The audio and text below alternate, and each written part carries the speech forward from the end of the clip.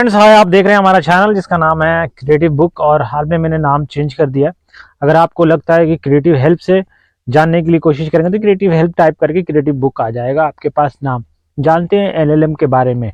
तो एलएलएम क्या है कि एलएलएम क्या है, जैसे कि आप जानते हैं ये लार्ज लैंग्वेज मॉडल है। लार्ज लैंग्वेज मॉडल होता क्या है, बेसिकली में क्या होता है कि हम किसी भी एआई को, हम किसी भी चीज को, सपोज कि हम मेरे पास एक कोई चीज है हमारे पास और उस मॉडल को हम सिखाना चाहते हैं, तो हम एक बहुत बड़ा, बहुत ज्यादा डेटा देते हैं। तो उस डेटा को उसको पास हम देते हैं कि आप इससे सीखो। मतलब कि अगर हम अपने बच्चों को सिखाना चाहते हैं सपोज, और हम उसको बहुत सारे किताबें ले जाके दे देते हैं कि इन सारी किताबों से तुम पढ़ो और सीखो, और जब मुझे जरूरत हो तो मुझे सवाल का जवाब दो। तो वो सारी किताबें, बहुत सारा डेटा जो हमारे पास है उसको लार्ज लैंग्वेज मॉडल कहते हैं। तो लार्ज लैंग्वेज जो मॉडल है रिसेंटली जो दिखाया गया है, वो कैपेबल क्या करता है कि जो नेचुरल प्रोसेसिंग टास्क है, जिस तरह से नेचुरल वे में इंसान या ह्यूमन जो उनकी सोचने की शक्ति है, वो जो है बहुत बड़ा रिसर्च में कॉन्ट्रीब्यूशंस कर रहा है। जैसे कि अलग अलग टॉपिक्स को सर्च करने में, एग्रीकल्चर इनोवेशंस में हम क्या कर रहे हैं कि हम एग्रीकल्चर के सारे डेटा को उठा के और हम दे दे रहे हैं कि आप इससे लर्न करो, और फिर हम जाके उससे कंक्लूजन मांग रहे हैं, उससे डेटा को मांग रहे हैं, और बेटर तरीके से वो ट्रेंड होके, जैसे कि हम न्यूरल नेटवर्क के बारे में मैंने आपको बताया था कि न्यूरल नेटवर्क कैसे काम करता है, उनसे ट्रेनिंग स्ट्रेटजी ले रहे हैं, और भी हम इसमें इंप्रूवमेंट ले रहे हैं, फाइन ट्यूनिंग ले रहे हैं। इस तरीके से मल्टी मॉडल टास्किंग जो है वो भी एलएलएम के थ्रू हम कर रहे हैं। रोबोटिक्स का काम कर रहा है, डेटाबेस सेट कर रहे हैं, बेंच मार्किंग, एक जो हमारे स्टैटिस्टिक्स है उस पे एफिशिएंसी, ये सारी चीजों को हम बहुत ज्यादा अच्छी तरीके से लार्ज मॉडल पे रिसर्च करके हम बहुत अच्छी तरीके से चीजों को पा रहे हैं, और बहुत ही एडवांस लेवल पे ही हम अपने जो भी डायरेक्शन से उस चीज को हम पाने की पूरी पूरी कोशिश कर रहे हैं। और इसका जो सबसे बड़ा बेनिफिट है, ओवरव्यू देखें तो हम डेवलपमेंट की जो राह है हमारी फील्ड है उसमें बहुत ही अच्छा कर पा रहे हैं, क्योंकि हम अपने जो मॉडल है इसको हम ट्रेंड करते हैं, अच्छी सारी चीजें सिखाते हैं, और फिर उन सारे मॉडल के कंसाइज वे में हम जो भी जानकारी चाहते हैं वो हमें मिल जाता है। और उनकी जो बैकग्राउंड का, अगर कॉन्सेप्ट बैकग्राउंड को हम अगर हम डिस्कस करते हैं तो वो हमारा क्या आता है कि कॉम्प्रहेंसिव वे में वो ओवरव्यू दे देता है। तो इस तरीके से हमारा जो लार्ज जो रिव्यू आर्टिकल है, सिर्फ वो हमें ये नहीं कि एक सिस्टमेटिक सर्वे प्रोवाइड कर रहा है, वो एक कॉम्प्रहेंसिव रेफरेंस रिसर्च का जहां से वो ले रहा है उसका, जिसने जो भी उसके पार्टीशन है या जो भी उसके प्रैक्टिशनर हैं उन सारी की इनसाइट व्यू भी इंफॉर्मेशन दे रहा है। तो ये सारी चीजों को सही तरीके से कंसाइज में कि ये जो मैंने एक डेटा दिया है, ये डेटा का जो रेफरेंस है मैंने कहां कहां से लिया है, किन किस चीजों को मैंने उठाया, और किस किस मॉड्यूल को, डिकोडर इनकोडर का एक टॉपिक है जो अभी हम आगे देखेंगे, तो वो किस तरीके से चीजों को ले रहा है, ये एलएलएम की सारी सीरीज है। अब आते हैं जैसे कि 2022 में जो सीरीज है, पूरा एआई सिस्टम जो है वो हमारे इंट्रोड्यूस होता है 2022 में, और जाके जो भी उसके अंदर जो मशीन की जो एबिलिटी है रीड करने की, एनालाइज करने की, इंटरप्रेट करने की, जो ह्यूमन लैंग्वेज को समझने की है, वो हमारा मशीन जो है, जो हमारा चैट जीपीटी है, वो 1000 मिलियन यूजर के दिमाग में 2 महीने के अंदर में लॉन्च होते ही पहुंच गया था। और इसकी सक्सेस के बाद ही चैट जीपीटी 4 को रिलीज किया गया मार्च में। नवंबर तक हम सक्सेस हो गए थे, मार्च में हमने चैट जीपीटी 4 को रिलीज किया, जो ह्यूमन लेवल के परफॉर्मेंस को कहीं ना कहीं बहुत तेजी से उसने, मतलब कि दिमाग को झंझोड़ दिया उसने। ये कहने का मतलब है, होता क्या है, जैसे बार का, जीआरई का, कोडिंग का वो टेस्ट वगैरह भी पास करने लगा था, इंक्लूडिंग, क्योंकि उसकी जो हमने बताया था कि हमने एक न्यूरल नेटवर्क पे हमने काम किया है। उस पे जो न्यूरल नेटवर्क हमारे ब्रेन लेवल से, जो हमारा ब्रेन का जो सिस्टम है उस तरीके से वो कैसे काम करता है वो अभी हम देखेंगे। जो कोडिंग और डिकोडिंग का हम इसके अंदर जानेंगे तो वो इसका बेसिक्स भी जानेंगे इसमें। तो वो हमारे एक्सपर्ट जो हैं, जैसे कि जो हमारे एक्सपर्ट्स का रेफरेंस दिया हुआ है यहाँ पे, तो वो जो अर्ली स्टेज में जो आर्टिफिशियल इंटेलिजेंसी जो है हमारी, वो जो जनरल इंटेलिजेंसी है वो बहुत ही ज्यादा कैपेबल होती है कि हर एक चीजों को करने की वो बहुत ही ज्यादा शॉकिंग था। जो हमारा जर्नी है, ठीक है, तो MMLU ये जो कहते हैं इसको, तो यहाँ पे जो जर्नी को दिखाया गया है, जो 57 टास्क है, बेसिक मैथमेटिक्स है, यूएस हिस्ट्री है, कंप्यूटर, ये सारी चीजों को 57 को कवर करके एक ओवर टाइम जो एक मॉडल को तैयार किया गया था, वो मॉडल है कि ChatGPT 2 बना था। जो उसकी परफॉर्मेंस है वो चीज मैं यहाँ पे डिस्कस करना चाहूंगा। जब ये जुलाई 2019 से पहले से रिसर्च हो रही है, जब इसको इंट्रोड्यूस किया गया था, तो ChatGPT ये जो था हमारा, लेजर ले लेते हैं, ये जो है हमारा, ये ChatGPT 2 2000 जुलाई में लॉन्च किया गया था। उसका जो परफॉर्मेंस है, उसका परफॉर्मेंस जो 1.5 बिलियन डेटा दिया गया था उसको, तो यहाँ पे 1.5 बिलियन डेटा की दिया गया था और उसका परफॉर्मेंस को चेक किया गया था, उसके आउटपुट को निकाला गया था। जो एक्यूरेसी, जो परफॉर्मेंस लेवल है, बहुत ही कम था, 25 के लगभग था।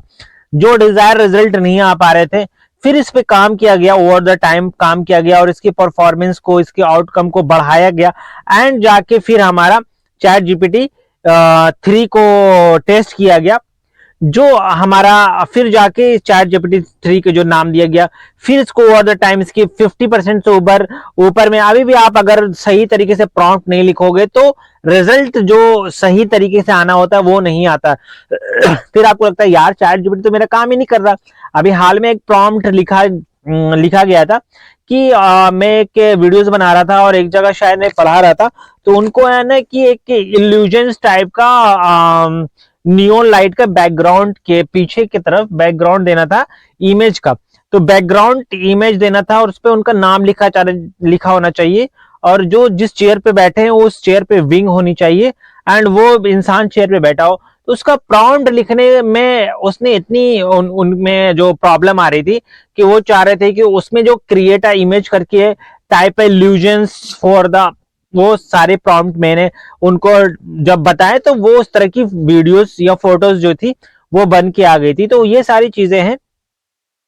तो ChatGPT 3 जो है यहाँ पे जुलाई में टेस्ट हुआ, फिर जाके इस पे काम करते रहे और इसके जो नाम्स में है ये चेंजेस आते रहे, तब जाके ये 2023 में ChatGPT 4 को लॉन्च किया गया। और हम देख सकते हैं कि यहाँ पे जो ये डेटा जो है, ठीक है ना, इस डेटा को 550 बिलियन डेटा से ट्रेंड किया गया था, तो ये परफॉर्मेंस लेवल को चेक किया गया था इससे। अब जो है आपको रिमार्केबल जो एडवांस पावर्ड है जो हमारा, जहां पे हम क्यों ये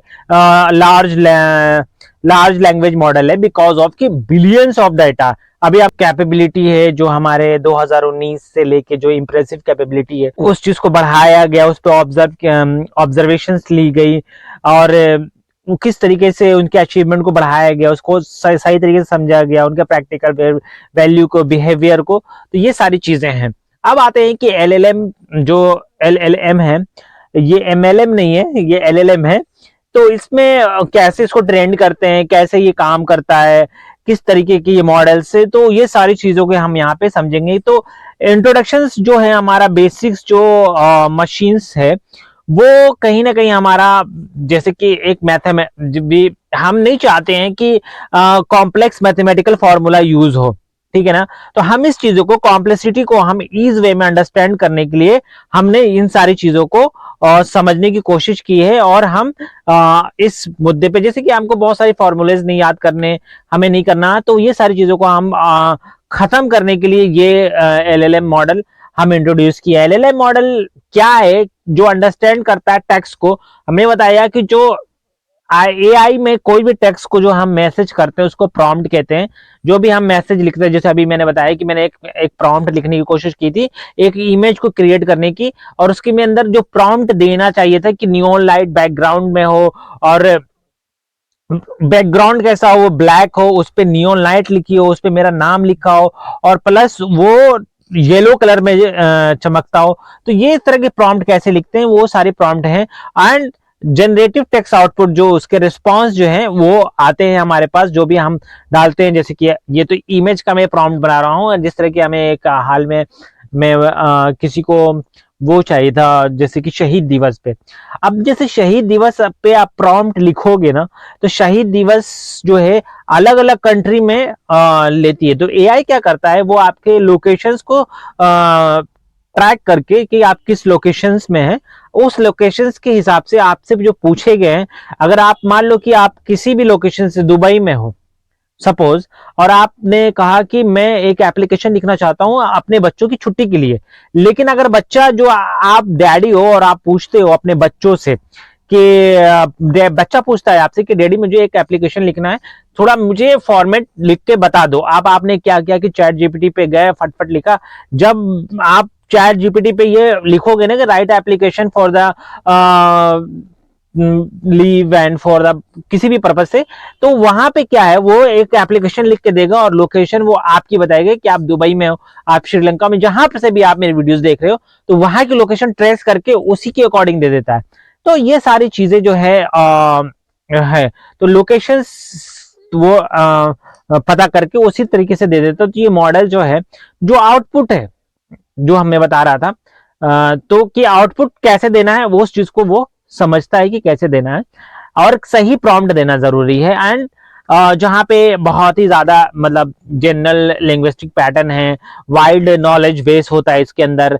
तो लार्ज लैंग्वेज मॉडल्स क्या है कि language model is build for the process and understand text and generate text output, जो टेक्स्ट आउटपुट को देता है। These models are usually trained on the extensive corpus. Corpus का अगर मतलब ले तो वर्ड्स से लेंगे फॉर द अनलेबल्ड टेक्स्ट। तो यहाँ पे अलाउ करता है हमारा जनरल, जो भी हमारे वाइड रेंज है, जो भी हमारे सोचने की शक्ति है, तो वो सारी चीजों को लेता है वहां से। एंड वहां से लाल जो उसके पैरामीटर यूज किए जाते हैं, नंबर ऑफ पैरामीटर यूज किए जाते हैं इसके अंदर। एंड ये सारी चीजों को हम मिनिमाइज करते हैं, जिसमें पैरामीटर्स का मतलब ये होता है कि जो भी 10 मिलियन पैरामीटर्स यूज किए गए, कि कितने ज्यादा हमने चीजों को लिया है, वो तो उसको पैरामीटर में नापते हैं। तो ये सारी चीजें कि 10 मिलियन डेटा को हमने लिया तो उसको पैरामीटर बोलते हैं। अब जो है हमारा एलएलएम जो है, हमारा ऑल मॉडल जो हमारा एलएलएम है, यहाँ पे ऑल मॉडल जो है एलएलएम का चैट जीपीटी फैमिली का है, वो सारे के सारे रिग्रेसिव होते हैं। मतलब उनके अंदर क्या होता है, एक तो होता है हमारा सबसे पहले जो भी चैट जीपीटी वो प्रिडिक्ट करते थे नेक्स्ट वर्ड को, प्रोबेबिलिटी को देखते हैं एक्चुअली में क्या होता है।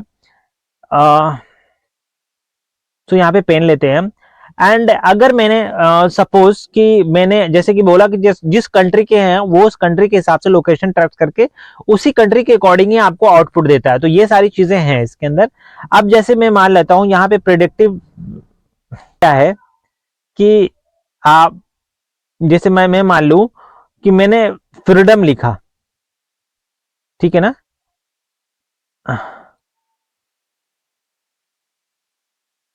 मैं कोई इजी वर्ड लिख लेता हूं।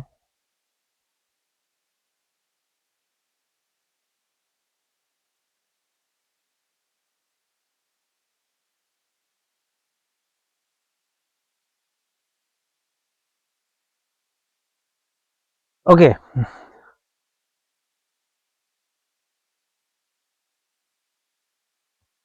यहीं पे मैं ले लेता हूं, जैसे कि मैंने एक वर्ड लिखा स्कूल, लीव लिखा। अगर मान लो कि मैं छुट्टी लेना तो बहुत ही सिंपल सा एक वर्ड ले लेता हूँ, लीव। अब इसके बाद जो छुट्टी आए, इसके बाद ये प्रेडिक्ट करेगा कोई सा भी, जैसे कि हम ईमेल पे भी लिखते हैं, तो ये लीव तुरंत लिख लेगा 10 डेज 20 डेज। ये उसको पता चल गया कि इनको लीव लेना है, तो डेज ये प्रेडिक्ट कर देगा आगे का। ये लिखा नहीं पा रहा है तो डेज है, ऐसा मैं सोचना है ये डेज है, क्योंकि मैं माउस से लिख रहा हूं तो ये थोड़ा नहीं लिखा नहीं पा रहा।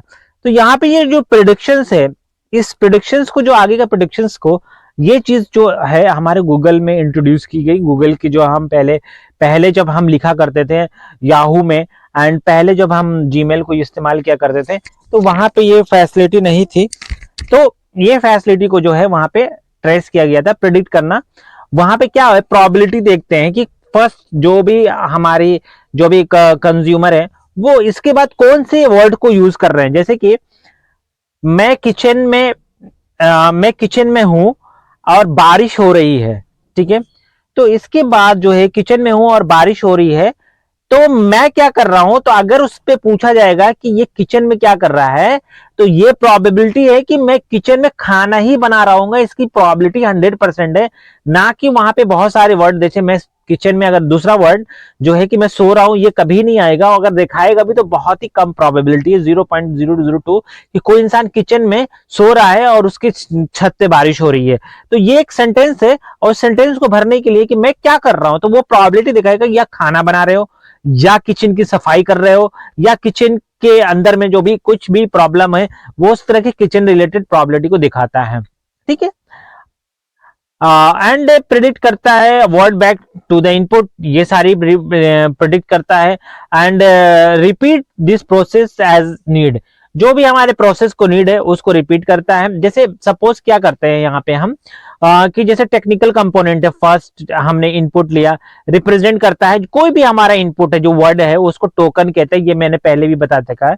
सेकंड, जो प्रोबेबिलिटी ऑफ नेक्स्ट वर्ड, अब जैसे मैंने एक वर्ड लिया, तो जो हमारा टोकन है, लीव, लीव जो है हमारा एक टोकन है, ये वर्ड है, उसके बाद की जो प्रोबेबिलिटी है वो कौन सी आएगी उसको प्रेडिक्ट करता है।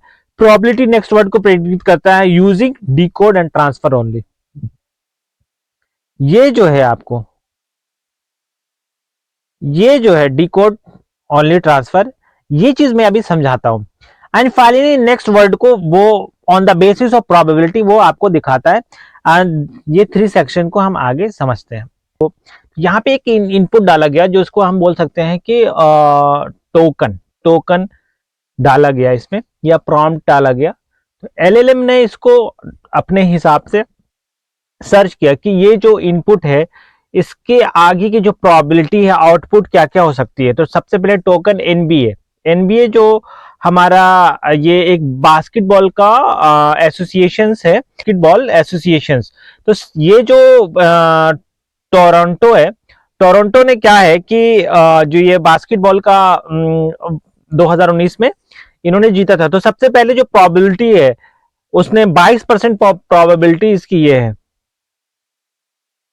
एक मिनट, 22% ये थी। उसके बाद उसने कहा कि इसका टोकन जो इससे जो नेशनल बास्केटबॉल एसोसिएशन है, उसने फिर सोचा कि हो सकता है कि ये बास्केटबॉल के बारे में पूछे, दीस एंड फुटबॉल के बारे में बहुत ही कम प्रोबेबिलिटी है, अदर भी एकदम नहीं थी। तो यहां से उसने प्रोबेबिलिटी को आउटपुट लिया।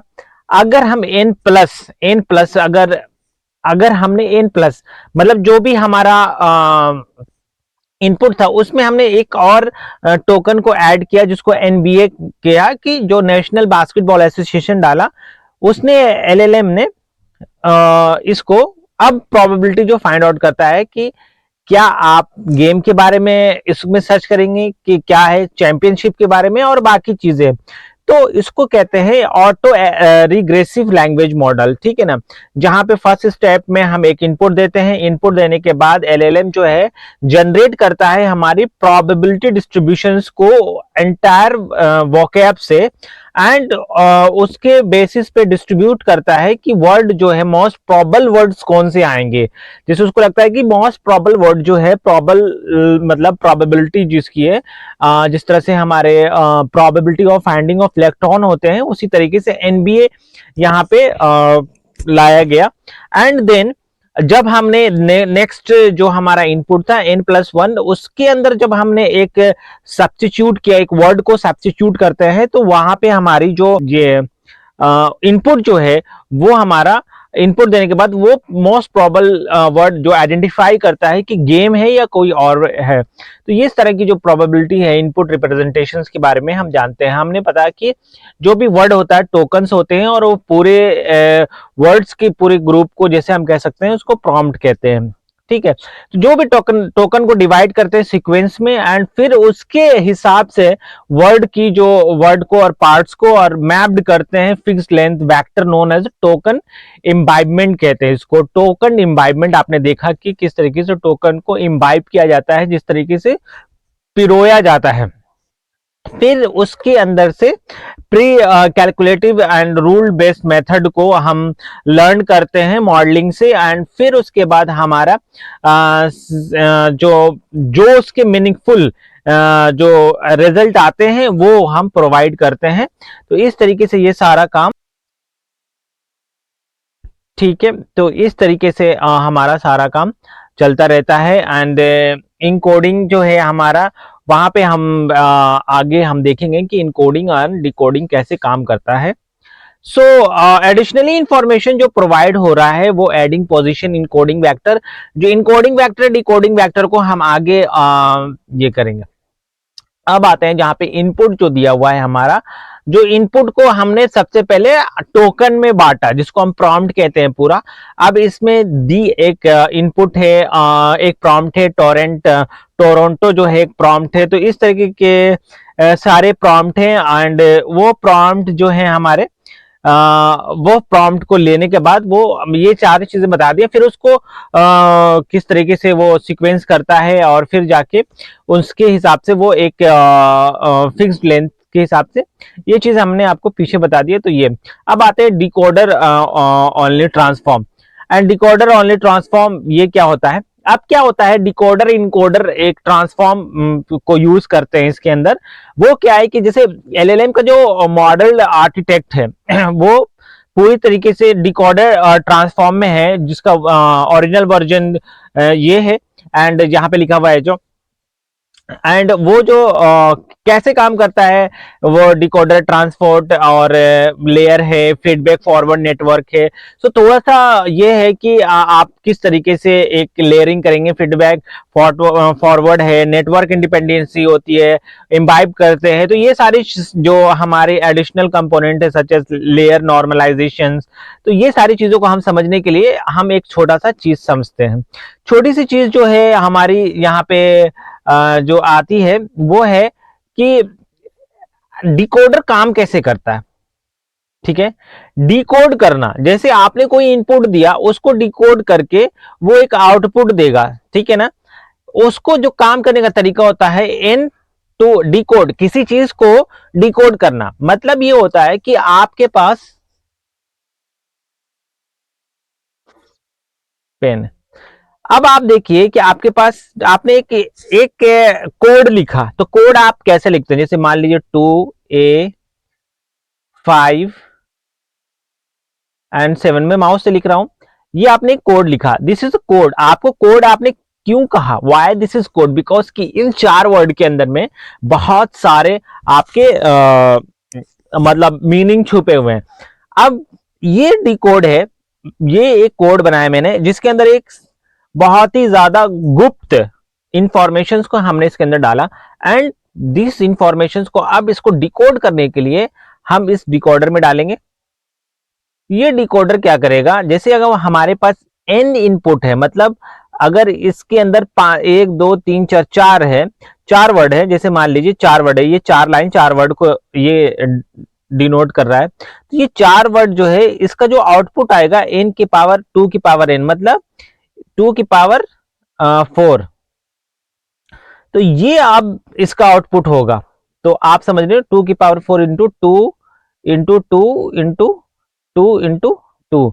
तो इसके आउटपुट जो है इतने ज्यादा होंगे एक छोटे से इनपुट के।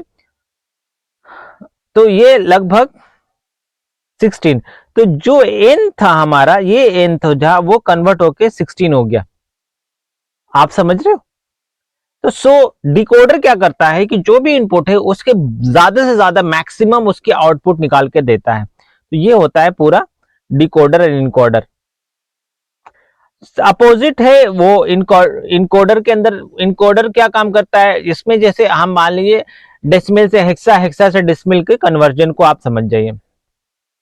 इनकोडर क्या करता है, अब आपके पास 2n लाइन्स है, 2n लाइन्स को जब आप इनकोडर में डालते हैं तो वो n में कन्वर्ट कर देता है। तो आप इसको ऐसे समझ सकते हैं कि जो इंफॉर्मेशन आपके पास बहुत ज्यादा थी, जो आपके बहुत ज्यादा इंफॉर्मेशन थी और आप चाहते हैं कि इसको कंसाइज करने के लिए आपने इनकोडर में डाला, और इनकोडर आपको एक n नंबर की कंसाइज इंफॉर्मेशन दे देता है। तो यहाँ पे एक डिकोडर इनकोडर जो प्रोबेबिलिटी उसको दिखाया गया है। जिस तरह के टोकन्स को यहाँ पे आप देख सकते हैं, अलग अलग टोकन से वॉन दी 2013 2019 को, ये सारे जो टोकन्स है इसको डिकोडर में डाला गया। डिकोडर ने इसको बार बार डिकोड करने के बाद ये सारी प्रोबेबिलिटी निकाली जो डिकोडर ऑनली ट्रांसफॉर्मर कहते हैं इसको। ठीक है, तो ये सारे स्टैक जो है ये आप देख सकते हैं, जो मैंने समझाने की कोशिश की है, और ये प्रोबेबिलिटी निकाल के दे देते हैं। अब क्या होता है यहाँ पे कि एक इनपुट कैसे मैंने डाला, एक मास अटेंशन बनता है, फिर फीडबैक फॉरवर्ड होता है, और फिर इम्बाइब्ड जो ट्रांसफॉर्म होता है, ये एक ट्रांसफॉर्म डिकोडर ब्लॉक है। उसके अंदर ब्लॉक के अंदर क्या कहते हैं कि इसके अंदर मास सेल्फ अटेंशन लेयर एक होती है, उस लेयर को फिर हम फीड फॉरवर्ड न्यूरल नेटवर्क बनाते हैं।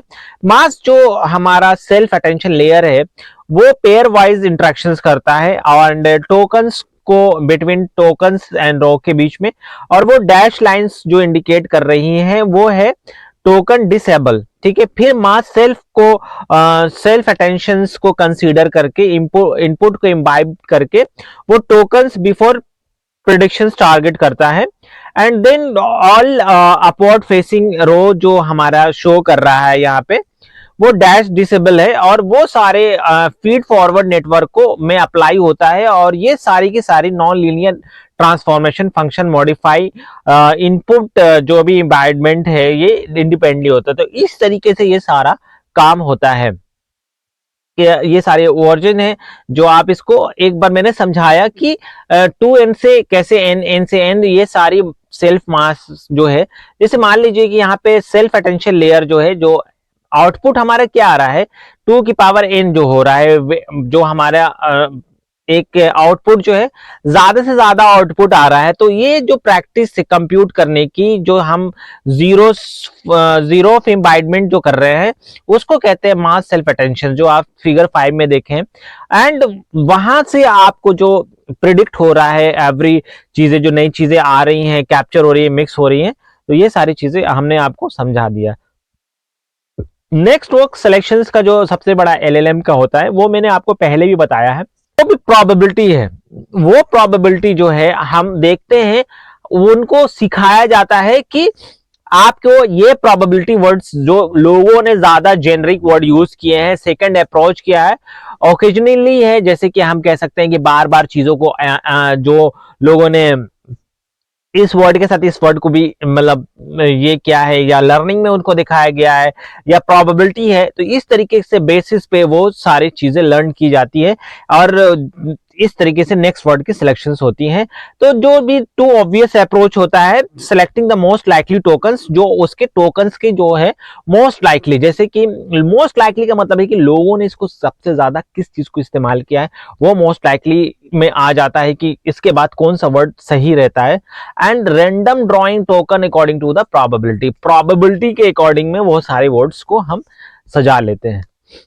स्केलिंग लॉ क्या होता है? स्केलिंग लॉ जो है हमारा, इसके अंदर जो हम लाते हैं इंप्रूवमेंट, अपनी जो आउटपुट को इंप्रूव करने के लिए स्केलिंग लॉ के लाया गया है, इंप्रूव परफॉर्मेंस को। तो इंप्रूव परफॉर्मेंस क्या होता है वो अभी हम थोड़ी देर में समझेंगे।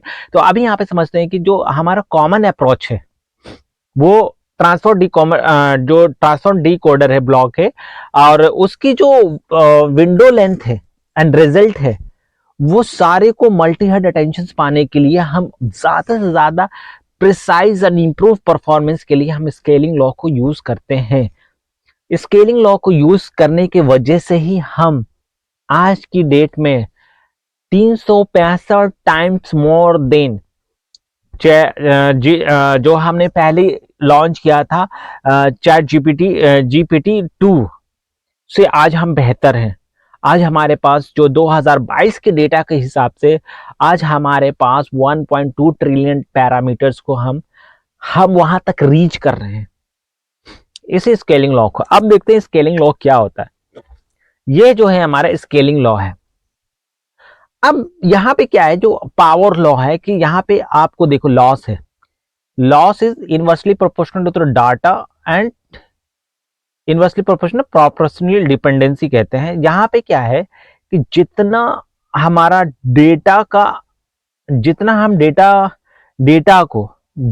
डेटा प्रिसाइज वे में डालेंगे, उतना हमारा डेटा जितना डालेंगे उतना हमारा लॉस कम होगा, एरर कम आएगा, उसकी सोचने की जो क्षमता है ना वो बढ़ जाती है। तो जितना हम डेटा को कंसाइज और बहुत सारे डेटा जो हमारा है, डेटा पॉइंट्स जो है, और जो प्रॉब्लम डिपेंडेंसी, जो भी हमारे प्रॉब्लम्स जो हैं, डेटा प्लस प्रॉब्लम्स को जितना भी हम कंसाइज जितना डालेंगे इतना हमारा लॉस कम हो जाएगा।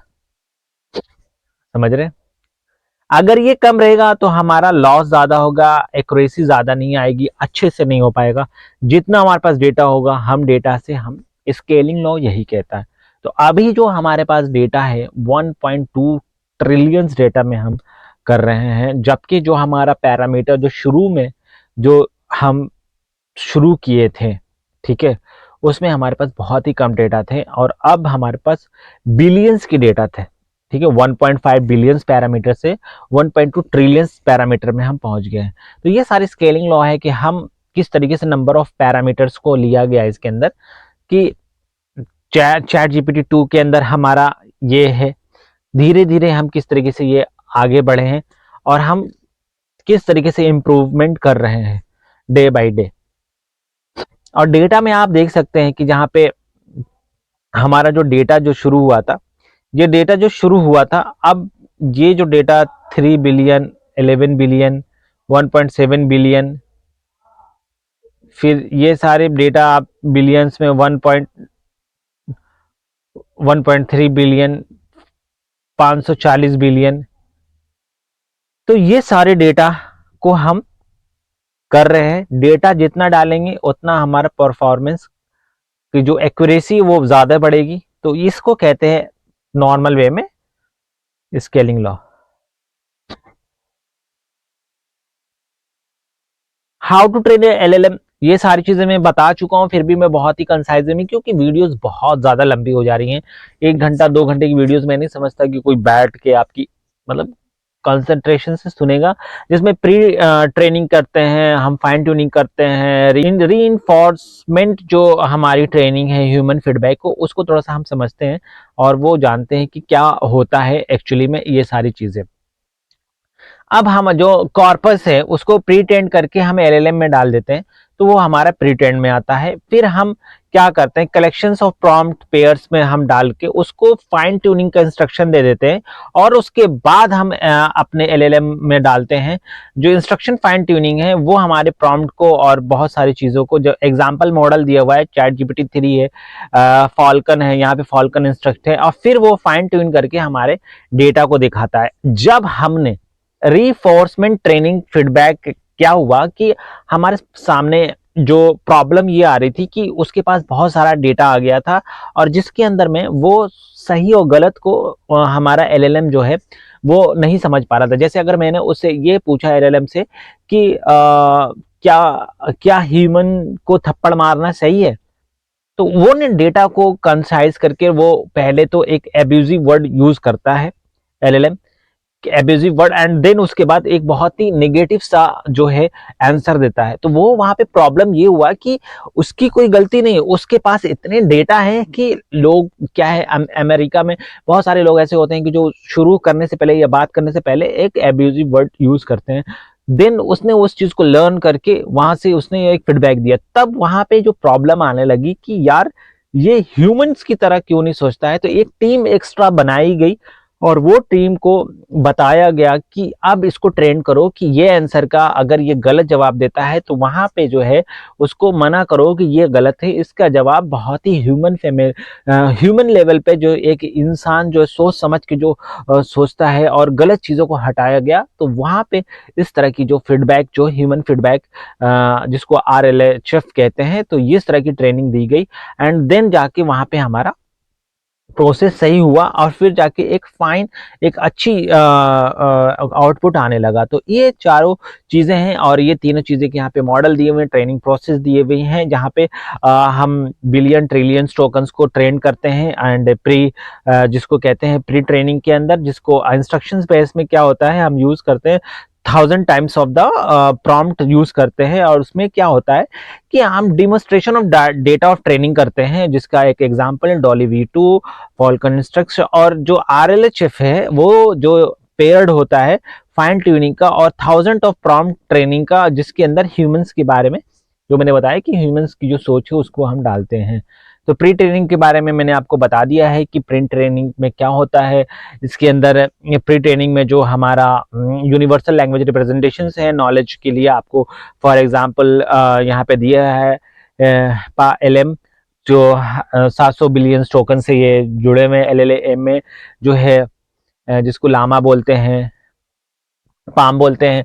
तो ये सारी चीज़ें जो हैं डेटा कंपाइल करके 1 ट्रिलियन डेटा से हमने इनको सिखाया है। 2.67 TB स्टोरेज स्पेस के अंदर में हमको बहुत ही कंसाइज वे में web crawl, books, Vicky page, pre trend के अंदर में ये सारी डेटा हमने प्री ट्रेंड की, इसके लिए स्पेशल वीडियो मैंने बनाया था। अगर वहाँ पे नहीं है तो हम इसमें यहाँ पे एक बहुत ही कंसाइज वे में हम सीख लेंगे। तो ये सारी प्री ट्रेंड के अंदर प्री ट्रेनिंग जो सर्विस होती है इसके अंदर आती है, जो हमारे परफॉर्मेंस को इम्प्रूवमेंट कर सकती है। एंड देन वो ट्रेनिंग टास्क में आते हैं और ये सारे ब्राउन जो ये सारी चीज़ें हमारी प्रोवाइड होती हैं। एंड ये जो भी है हमारा जो प्री ट्रेंड की फ्यू शॉर्ट्स लर्निंग है। और यहाँ पे जैसे ये सारे इनपुट दिया मैंने, तो फ्यू शॉर्ट एग्जांपल के हिसाब से, और फिर output when we won the game we all started the इस तरह की सेलिब्रेशन हम स्टार्ट करते हैं। तो यहाँ पे एक बहुत सारा इनपुट दिया, और इनपुट जो था हमारा डिकोडर की वैल्यू में था कि बहुत इनकोडर की वैल्यू में था, बहुत सारे इनपुट थे। और फिर यहाँ पे हम हमने पूछा कि क्या करना है, तो उन्होंने एक आउटपुट दे दिया। ठीक है, तो ये होता है हमारा। अब हम फाइन ट्यूनिंग के बारे में आने। फाइन ट्यूनिंग के अंदर में जो परफॉर्मेंस है वो पूरे परफॉर्मेंस मॉडल्स को देखा जाता है। फाइन शॉर्ट एबिलिटी, जो भी फेस चैलेंज आ रहे हैं उन सब चीज़ों को कंसीडर किया जाता है।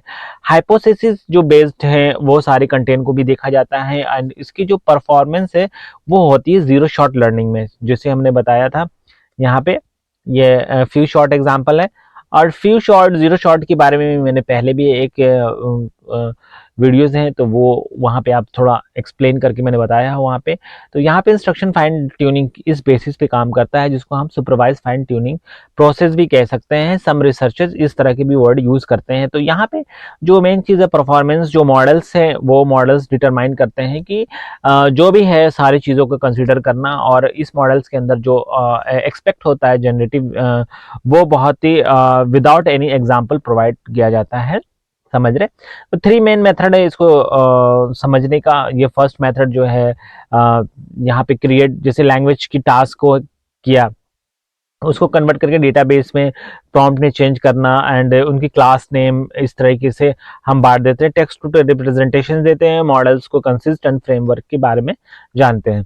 ये सारी चीज़ें एग्जाम्पल हैं, जैसे कि हमने बहुत सारे डेटा को देने के बाद वहाँ पे एक टेम्पलेट दिया ह्यूमन लेबर, जो थर्ड मेथड डेमोन्स्ट्रेशन से वो मैंने बता रखा है कि किस तरीके से प्रॉम्प्ट को पॉजिटिव और निगेटिव रिस्पांस ये सारी चीज़ें देते हैं, और किस तरीके से हम चीज़ों को समझाते हैं, और किस तरह से टेम्पलेट देते हैं ह्यूमंस की, किस तरीके से बात होती है। ये सारी चीज़ें यहाँ पे आप देख सकते हैं जो आपके सामने है।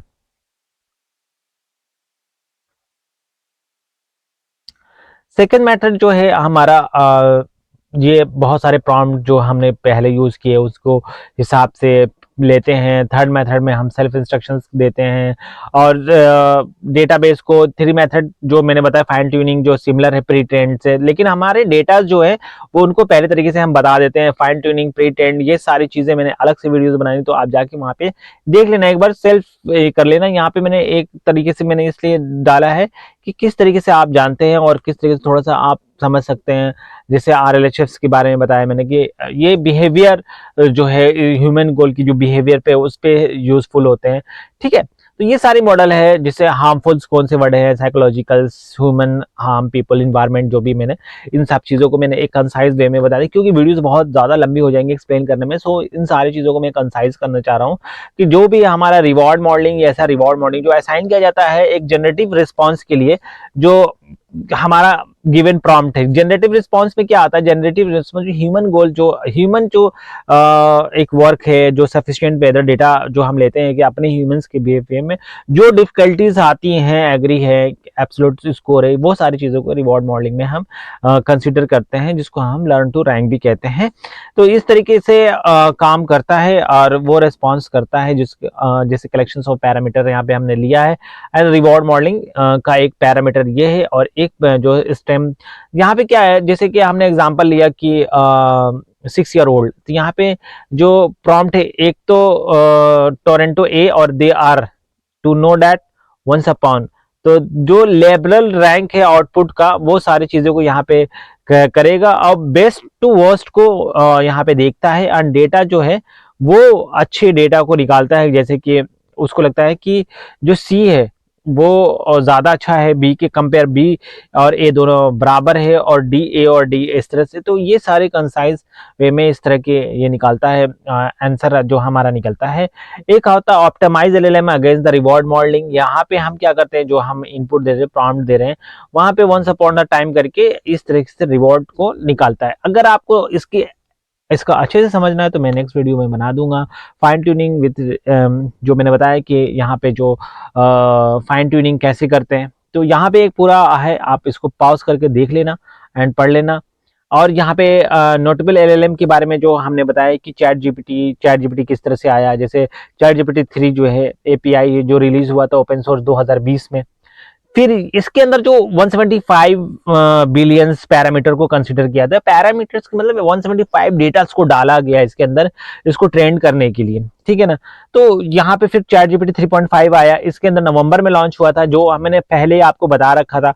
फिर भी इन सब चीजों को आप यहाँ पे एक बार पॉज करके देख लेना कि मार्च में इतने हुए थे, और ये यहाँ पे इन इमेज पे भी हमने काम किया था, जो चैट जीपीटी 4 है, जिसको परफॉर्मेंस जो है बहुत ही ज्यादा मेनी मार्क्स टास्क में लगाए गए थे, वहां तक कि बार एग्जाम भी पास कर देते थे।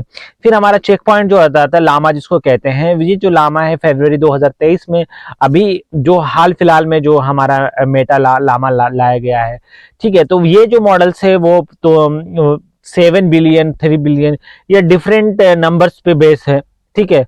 और ये मॉडल्स जो इम्प्लीमेंटेड डिटेल्स है वो आर्किटेक्ट चेक पॉइंट के हिसाब से किया जाता है। और फिर ये सारे फॉल्कन भी आए हैं जो मई 2023 में आए हैं। तो बहुत सारे डेटा है, इसको आप पढ़ लेना एक बार। और इनकी इवेल्युएटिंग जो एलएलएम परफॉर्मेंस है वो उस तरीके से उन्होंने इवेल्युएटिंग कैसे किया है, जो परफॉर्मेंस चैलेंजेस जो आए हैं इनके वेरियस फैक्टर्स की लैंग्वेज में, उस टास्क को ऐसे स्पेसिफाई करना, परफॉर्मेंस को देखना। एंड टॉक्सिसिटी लेवल को मैंने बताया था आपको कि कितना ज्यादा गलत रिस्पॉन्स दे रहा है, उन सब चीजों को RLHF लगा के हम लगाते हैं। और ये सारे जो हैं चीजें, ये 3 जो है वो उन्होंने प्रपोज किया था, जो कॉमन सेंस स्किल सिखाता है, और जो एलिमेंट्री मैथमेटिक्स, यूए हिस्ट्री, कंप्यूटर साइंस वगैरह के 57 टास्क पे इसको ट्रेंड किया गया था। मॉडल्स के अलग अलग परफॉर्मेंस पे हमने चेकआउट किया था। तो एक बार आप पॉज करके इसको देख लेना। यहाँ पे जो रैंक है वो रैंक दी गई है कि कौन से किस परफॉर्मेंस स्कोर को लाता है। जितना भी हम डेटा डालते हैं उस हिसाब से हमारा काम होता है, उसके परफॉर्मेंस लेवल चेक किए जाते हैं, किस तरीके से किसका क्या परफॉर्मेंस है वो कंपेयर किया गया था लीडर बोर्ड के। तो आप इसको एक बार पॉज करके आप देख लेना।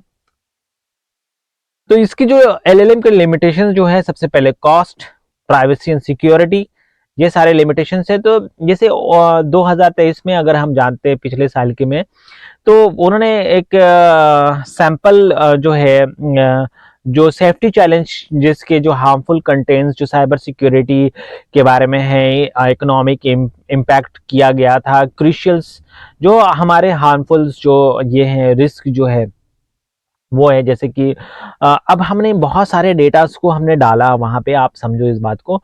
और पहले मैं उसके हिसाब से अलग से इसको बात करूंगा, पहले इस शीट्स को समझा देता हूं।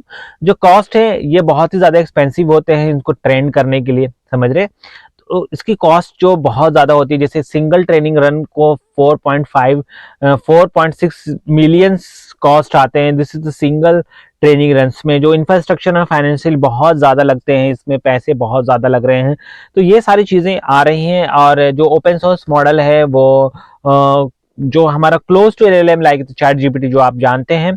प्राइवेसी सिक्योरिटी में जो है वो है इंफॉर्मेशंस जो ट्रेंड किए जा रहे हैं, वो इंफॉर्मेशंस जो ट्रेनिंग है, जो पोटेंशियल्स क्या है कि LLM can potential be leak the public. बहुत सारी जो प्राइवेट इंफॉर्मेशन को पब्लिक कर सकता है LLM। तो ये सारी जो है जो रिस्क है वो बहुत ज्यादा, क्योंकि हम डेटा जो है हम डाल रहे हैं। और जो हमारी प्राइवेसी को ब्रीच कर सकता है, पर्सनल इंफॉर्मेशन को पब्लिकली कर सकता है। तो ये सारी चीजें हैं जो ट्रस्ट वर्दिनेस है, जो एलएलएम के जो हमारे अनकॉमन जो भी अनकॉमन जनरेटिव नॉन एसेंशियल है, वो सारी चीजें जो है हमारे हेलुसिनेशंस जो है कि जो चीज नहीं है वो चीज दिखना, वो सारी चीजें आ सकती हैं जिसमें हमारे कॉपीराइट कंटेंट्स जो है हमारे एलएलएम प्रोवाइडर और कंटेंट क्रिएटर के बीच में बहुत ज्यादा ये प्रॉब्लम आ सकती है कि कॉपीराइट जैसे कंटेंट है, जैसे कि बहुत सारी, जैसे मैंने एक कंटेंट लिखा और वो जो है कॉपीराइटेड कंटेंट्स जो हम जैसे कि दिस किसी का जो कंटेंट से ही तो लेता है, तो वो कॉपीराइट कंटेंट जैसा है कि किसी के कंटेंट जैसे इनपुट डाला तो वो जो हमने ट्रेंड किया डेटा, वो डेटा से ही तो वो कुछ बनाता है। तो बेसिकली जो उसके जनरेटिव होते हैं, न्यूरल जनरेटिव, ऐसा होता क्या है कि वो हर बार अलग अलग कंटेंट्स को उठा के प्रोबेबिलिटी को फिट करके, प्रॉबल वर्ड्स को फिट करके डिफरेंट डिफरेंट यूनिक्स बनाते हैं। पर फ्रिंज तो आते ही हैं इसमें, एआई के अंदर में कॉपीराइट कंटेंट्स जो हमारे ट्रेनिंग के अंदर आते ही आते हैं, तो ये प्रॉब्लम आ जाती है।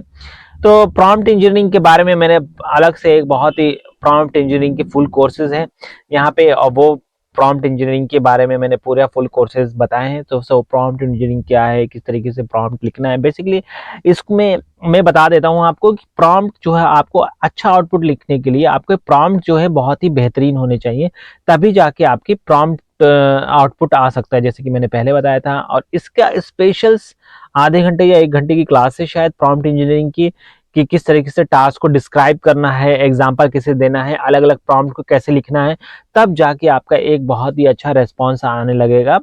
तो वो सारी चीजें एक डिस्क्रिप्शन में दिया कि कस्टमर का जो एक सर्विस रिकमेंडेड प्रॉपर क्लाइंट का है, उनका एक 1 समर शर्ट से और एक विंटर जैकेट से, फिर एग्जांपल दिया गया कि वो है ना एक न्यू क्लॉथ खरीदना चाहते हैं, इस तरह की प्रॉम्प्ट इंटरेस्ट ये सब करके जब उसको आउटपुट जो आया तो वो इस तरह की। तो ये सारी चीजें मैं एक अलग से जो हमारे एक बार प्लेलिस्ट में जाके चेकआउट कर लेना, या वीडियो स्क्रॉल करने के बाद भी आपको प्रॉम्प्ट इंजीनियरिंग की स्पेशल क्लास मिल जाएगी, जिसके अंदर मैंने few shot, generative knowledge, self consistent sampling, chain to thought, ये सारी चीजें जो है किस तरीके से फ्यू शॉर्ट के अंदर एग्जांपल प्रोवाइड किया जाता है प्रॉम्प्ट को दिखाने के लिए। जनरेटिव के अंदर जो परफॉर्मेंस है वो जो है फर्स्ट रिव्यू नॉलेज के जनरेट किए जाते हैं। मल्टीपल रिस्पॉन्स से फिर हम वोट डिसाइड करके फाइनल रिस्पॉन्स लेते हैं सेल्फ कंसिस्टेंसी में। और चेन टू थॉट में क्या होता है कि हम हेल्प करते हैं टास्क जो कॉम्प्लिकेटेड रीजनिंग मैथमेटिकल है उस टाइप को, कि थिंक स्टेप बाय स्टेप। तो यहाँ पे आप देख सकते हैं फ्यू शॉर्ट जनरेटिव के जैसे इनपुट दिया प्लस एग्जाम्पल के साथ दिया, तो वहां पे आउटपुट, तो उसको कहते हैं फ्यू शॉर्ट। यहाँ पे जो मैंने आपको बताया था फ्यू शॉर्ट एग्जाम्पल, कि मैंने एक चीज दिया एंड उसके साथ एक एग्जाम्पल भी दे रहे हैं, तो वो फ्यू शॉर्ट एग्जाम्पल में आता है। Few short provide example is a part of the prompt, demonstrate the expected input and output. तो जैसे कि मैंने कहा कि तुम एक घर बनाओ, फॉर एग्जाम्पल ऐसा होना चाहिए, तो वो सारी चीजें हम इसमें ऐड कर लेते हैं। एंड इनपुट जो है जनरेटिव इनपुट डालते हैं और उसको जनरेटिव नॉलेज से पास करके एक आउटपुट डालते हैं। और सेल्फ कंसिस्टेंसी में क्या होता है कि इनपुट डालते हैं, उसका आउटपुट एक निकलता है, फिर आउटपुट एन, बहुत सारे आउटपुट में से फिर एक आउटपुट निकालते हैं। तो इस तरीके से हम काम करते हैं। चेन थॉट में एक इनपुट डाला स्टेप 1, फिर एक इनपुट डाला स्टेप 2, फिर बहुत सारे स्टेप के बाद एक आउटपुट निकलता है। जैसे कि हमने स्टेप 1 एन और प्लस एन का जो एग्जांपल लिया था। ट्रीज ऑफ थॉट के बारे में आप देख सकते हैं, तो इस तरीके से काम करता है। प्रॉम्प्ट ट्यूनिंग के बारे में एंड मॉडल फाइंडिंग के बारे में मैंने आपको बता दी कि प्रॉम्प्ट ट्यूनिंग क्या है। जो ऑप्टिमल प्रॉम्प्ट है उसको ऑटोमेटिकली सुपरवाइज करना, समझ रहे हैं। फर्स्ट प्रॉम्प्ट मॉडल जो है उसको किस तरह से सुपरवाइज करते हैं। एंड इस प्रॉम्प्ट ट्यूनिंग का जो रिस्पांस है बहुत ही डिजायरेबल होता है। एंड इसके अंदर ज़्यादा मतलब हम जिसको कह सकते हैं एडिंग टोकन जो हम ऐड करते हैं, तो वहाँ पे जो है ओरिजिनल प्रॉम्प्ट का प्रीफिक्स एम्बेडेड होता है। अब आते हैं मॉडल फाइन ट्यूनिंग। एम्बेडमेंट क्या होता है, एडिशनल जो हम प्रोवाइड करते हैं एपीएस, उसी को कहते हैं एलएलएम एम्बेडिंग। तो टेक्स्ट या रिस्पॉन्स जो हम जैसे कंपनी लाइक ओपन एआई है ऑल्सो ऑफर द एपीआई जो हमारा आउटपुट एम्बेडिंग कहते हैं, जिसके अंदर फाइन ट्यूनिंग एंड रिप्रेजेंटेशंस को मतलब करते हैं इनपुट के डाउन स्ट्रीम मॉडल्स को यूज करते हुए। ये सारी चीजें मैंने बताई है आपको। एंड मॉडल फाइन ट्यूनिंग के बारे में बताया कि जो रिसर्च है पुराना highlighted and potential further improve करने के बाद जो हमारा प्री ट्रेन्ड एलएलएम जो आता है स्पेसिफिक डोमेन्स के अंदर में, जैसे मान ली कि मॉडल फाइन ट्यूनिंग क्या कहते हैं, जैसे मेडिकल फील्ड के अंदर में हमने इसको फाइन ट्यूनिंग कर दिया है। डोमेन जो है स्पेसिफाई है कि डेटाबेस जो उठाना है वो मेड पाम जो है हमारा वहां से ही आप ले सकते हैं। तो इसको कहते हैं फाइन ट्यूनिंग, कि आपको एक स्पेसिफिक घर की तरह दे दिया गया है जिसके अंदर सिर्फ का सिर्फ आपको मेडिकल्स की ही जानकारी दी जाती है, जिसमें मेडिकल्स के मोस्ट लाइकली क्वेश्चंस और परफॉर्मेंस को देखा गया और उसके हिसाब से उसको मतलब कि फाइन ट्यूनिंग की गई है। तो यहाँ पे जो है उनके कंट्रोल मॉडल बेसिस पे आते हैं। तो इस तरीके से फाइन ट्यूनिंग मॉडल्स काम करते हैं एंड फुली अप्रोच होते हैं। तो इस तरीके से आपको फाइन ट्यूनिंग एक घर बनाया जाता है और उसके अंदर में ही लिया जाता है उसको। तो ये है एक मॉडल, 3 मॉडल है पैरामीटर के, फाइन ट्यूनिंग, एडेप्टर मॉडल है एंड प्रीफिक्स लेयर है। तो ये सारे जो है एडेप्टर मॉडल के अंदर क्या होता है, जैसे हम मैंने आपको बताया कि एडेप्टर और प्रीफिक्स लेयरिंग है, जो वहाँ पे प्रीफिक्स ब्लॉक फिर इससे हमारा इनपुट आता है।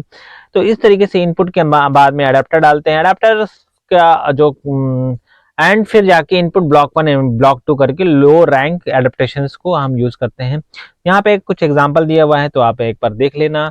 आपको कैसा लगा? आपको अगर कोई भी चीज, हाँ साइबर सिक्योरिटी के लेके मैं थोड़ा सा बता रहा था आपको, जो मैं भूल गया था कि साइबर सिक्योरिटी जो है यहाँ पे आप हर चीज को डिजाइन कर सकते हैं। अगर मैंने उसको एक कोडिंग सिखा दी है एलएलएम को, एंड एलएलएम को कोडिंग सिखाने के बाद हम अपनी मर्जी से कोई वेबसाइट क्रिएट कर सकते हैं, उसकी कोड लिख सकते हैं, बहुत सारे फ्रॉड कर सकते हैं, बहुत सारी चीज़ें, जैसे कि हम जो चाहेंगे गलत वे में किसी का कोड बना सकते हैं। तो ये सारी चीज़ें हैं जो हमने फिर जाके हमने इसको फाइन ट्यूनिंग की जो आरएलएचएफ की, कि ये गलत है, इसको स्टॉप करना, ये हार्म है।